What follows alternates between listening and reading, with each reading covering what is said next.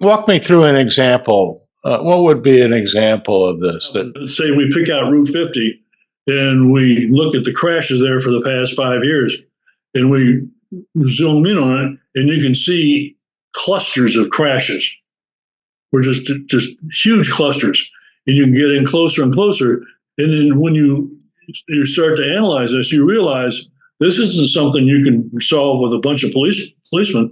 You've got some engineering problems. You've got signalized problems. Part of my strategic plan, when it's done, will be assembling a team of state highways, police department, engineering, EMS, fire department, and they will pick out top intersections and go down there and examine them to see if we can come up with a strategy to solve that. If you want to, let's say you live in a neighborhood, let's say Easton Club, one of those places there, and you think you've got a traffic problem, you can get on that dashboard there, isolate that, and say, hey, we've had 5 crashes on Oxford Road in the past 6 years.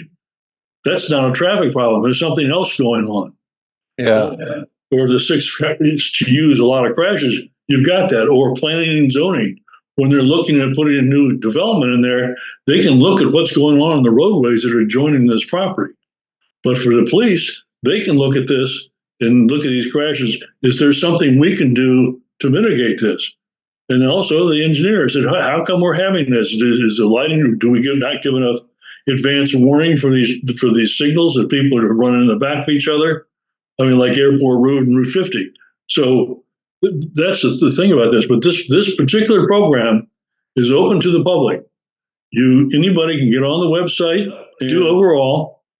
And what it shows you is, it shows you all the crashes in Easton.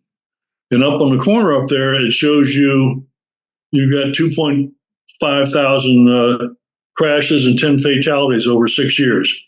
On the far right up there, it shows you how many were property damage, how many personal injury, and a real small sliver of red that gives you the fatalities.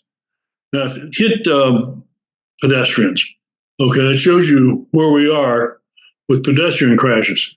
Typically, a pedestrian crash is not a property damage crash. If you hit a pedestrian, someone's going to be injured. So what it shows you is that most of those crashes, it shows you how the fatals fall in there.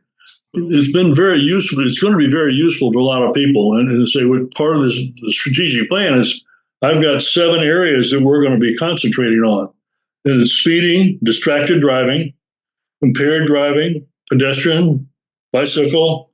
Now, I added mature drivers. I don't know if you knew this, but Talbot County's got the highest percentage of drivers over 65 years old in the state. Yes, it is. And I'm really excited about it. It's a contribution to the town. I think it does a lot for all of us. The end result is we're going to have a much safer town and allow growth. It'll also help us on growth. The things we do on growth, we'll have to take into consideration what it does to our system.